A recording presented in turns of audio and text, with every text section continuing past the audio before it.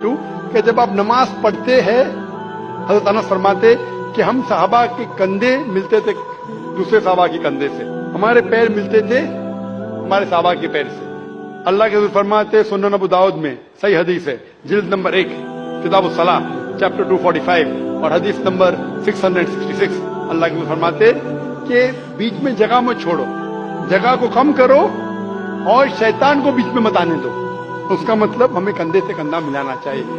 جو انسان اپنے آپ کو مسلمان کہتا ہے اور کندھے سے کندھا نہیں ملاتا ہے صلاح کے وقت اور پیر سے پیر نہیں ملاتا ہے، وہ اللہ کے رسول کی نافرمانی کر رہا ہے، وہ صلاح صحیح طریقے سے نہیں پڑھتا ہے۔ تو شاید ان لوگوں کو یہ اللہ کے رسول کی حدیث کے بارے میں پتہ نہیں ہوگا، تو ہماری کوشش ہے کہ ان مسلمان کو بتائے کہ اللہ کے رسول کی حدیث ہے کہ کندھے سے کندھا ملاؤ، پیر سے پیر ملاؤ، نماز پڑھتے وقت یہ فرض ہے۔ Hope that answers the question.